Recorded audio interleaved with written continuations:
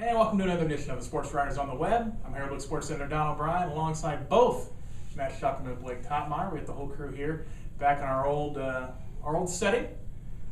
Usually we lead with the boys. We're going to go ladies first today, guys. And Blake, tomorrow night you'll be up in beautiful Beardstown, which you're going to get to know. Well, I guess you won't get to know. You might not get to know that team too much, depending on what the Lady Raiders do this week at Beardstown. QND against Williamsville tomorrow night. Let me know what you think. Williamsville's 25-5, Uh-oh. so on paper it makes you think, ooh, maybe we got a game. I don't think so. To all you Williamsville fans out there, Blake Toppmeyer, btoppmeyer@wig.com. Yes, no, I mean, Williamsville's had the best season they've had in a long, long time. More known as a softball school, having some success in girls hoops this year, had some success in volleyball, but QND knocked out the Bullets in volleyball, and I think they're going to knock them out pretty handily in basketball. Williamsville, just let's face it, they don't play a very great schedule. Their best player, Catherine Spinn, pretty nice player, but nothing that's going to be too overwhelming for QND, I don't believe. I really don't think it's going to be much more of a challenge than Hillsborough was on Monday night, and in that game, QND honestly played one of their worst games in a while, shot 35% from the floor, which is really low for them, and won by 37 points. Williamsville, coached by former Pittsfield coach John Hampton. Chuck, you're still in touch with Highway, as he likes to be called. Yep. By his buddies. What has he said about this ball game that you can put on the record? He knows it's a major uphill battle. I don't think he has any grand illusions that they're going to go in and knock off Notre Dame. Now, that doesn't mean he's not going to prepare his team. He's not going to try. He's not going to try to come up with some way, shape, or form to try to slow them down. But in all reality, he knows what they're up against.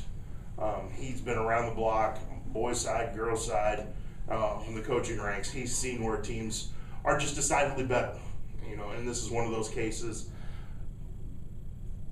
But if he comes up with a gimmick, he comes up with something to keep it close for a little while, make something happen, you never know. So they're looking at moral victories then. You never know what'll happen if Notre Dame lets them hang around. Could they get a scare in the second half? I'm not saying fourth quarter. In the second half, I can't even go that far. I just can't. As much as I would love to say Notre Dame's going to get challenged by a team that's 25-5, I mean, as well as I know Hampton and know his coaching style and what he's capable of, sorry, John, you're not coming up with anything. One thing that I thought was interesting, and I think was smart by John Hampton, after they played the first game Monday night, after they won, his players sent them home.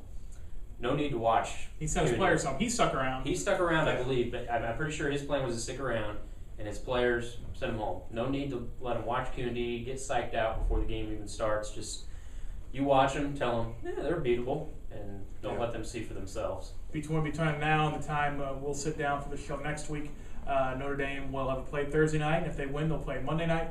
The probability of us sitting here next week talking about Notre Dame in a state tournament are what? I'd say probably 100%. Wow. Okay. Yeah, I can't. Yeah. I'm not going to sit here and tell you it's 100% they're going to win, repeat as state champions. But I think the probability of them going back to Redbird, I think, is about as close to 100% as possible, if not all the way to the top. QND girls obviously on a great roll right now. Now we go over to the boys' side of things, and Matt Schuckman. Quincy High School boys are on a heck of a run of their own. Yep. Now they have destiny in their own hands. They win Friday night. They win next Friday night against Rock Island. They get no worse than a share of the Big Six title. That is correct. And, what they've done is they've put themselves in this position by playing smart basketball, by playing unselfish basketball, and defensive basketball. And you saw that all last weekend in the way they played, especially Saturday night at Jacksonville. To put it all together, I know they played well at Moline on Friday night, a team that was still shorthanded. But Saturday night, you saw it all come together. The defense played really well. They took Rudy Pate, a kid who went for 27 against Quincy Notre Dame, completely out of the game. Just, you're not scoring tonight, so be it. And he didn't. It was a true struggle for Jacksonville to find points. This team's won 7 in a row, 9 out of its last 10. Have a chance to finish the regular season with 19 wins. If they could win both of these final 2 games, the key is this week. Beat Rock Island Alaman at home, and that sets up the showdown with Rocky possibly for an outright title, certainly for a share of the title. You know, Rock Island has to play Moline this week with Anthony Lindauer back. If Moline can knock off Rocky, and Quincy beats Alleman, then you've got a head-to-head battle for all the marbles. Considering where this team was at Christmas time and just kind of so-so showing at Collinsville, they lost a couple of Big Six games early in the season on their home court. How surprised are you that Quincy High is in this position right now? I'm very surprised. I was ready to count them out of the Big Six race. You were ready. You'd already counted them out of the Big Six race on this very program. But I think a lot of people had. You know, and I really, you know, going back to you and burying the Cardinals back in August. Worked, doesn't it? It certainly did. But it's, you know, it's one of those, the way they had been playing, as much as this team likes to talk about chemistry, at that point in time, chemistry wasn't good. Sean Taylor made some changes in his lineup, made some changes on the defensive end, and that 2-week span, and it's one thing that when the season is over, and we'll see how far they go in the postseason. But when we look back, and I'll be writing a column about it in time, that 2-week span where they didn't have a game after Christmas changed this season. A good thing they had that time off. Yes. Blake, you've got a team, Quincy Notre Dame boys are not quite as hot as their girls' counterparts on the floor, but they're on a nice little roll too, at a perfect time leading up to next week's regional. Absolutely, yeah. I mean, I don't know that quite written off Notre Dame with that 4-game losing streak, but I think there were certainly some doubts outside the camp, and I think there were even a few doubts inside the camp. But now they've responded. They've won 5 straight, and I don't think a ton has changed. I think it's just the ebb and flow of the season. It's not like they were getting blown out in most of those games in that losing streak. There was a couple narrow losses, and now they're coming out on the better side of things. The one thing that has gotten better, they've gotten back to playing extremely good defense like they were doing at the State Farm Holiday Classic. And a new wrinkle to that I've been writing about in the last couple game stories, they're using the 1-3-1 zone more often. It's something that they showed a little bit early in the season, but it was mainly we'll play this for 2 or 3 minutes and give teams a different look. But now it's become so effective at times that it's kind of forcing Scott Douglas, who would much prefer to run man-to-man, most of the time.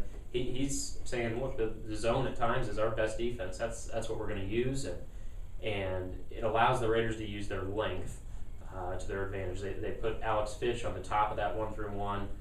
He can use his length, create some steals. It also helps him stay out of foul trouble, which hurt them during their losing streak. Without him going man-to-man, I think it prevents some foul trouble for him. Matt McPherson, it can roam the paint in that 1-3-1. Coming off the bench, he's 6'9". I think that's a good role for him as well. So I think it just fits their personnel, especially as they go deeper into the game and not all 5 of their starters are out there. They'll be finishing up their season Friday night at home against Peoria Notre Dame. Chuck, before we get out of here, We've got some wrestlers going over the state tournament, both Illinois, Missouri. Where are our likely state champions going to come from? Watch for Colton Peace, 285-pounder from Pittsfield. He's got a shot.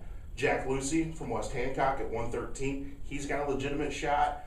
If you're looking from the Notre Dame kids, Jalen Beebe's got the best shot to medal at 182 pounds. Across the river, Jacob Borkmeyer. Probably the best chance for Hannibal to get a state champion. We'll have coverage of all that and more for you this weekend in the Herald-Whig. For Top, for Schuck, I'm Don O'Brien. We'll see you next week on the Sports Writers on the Web.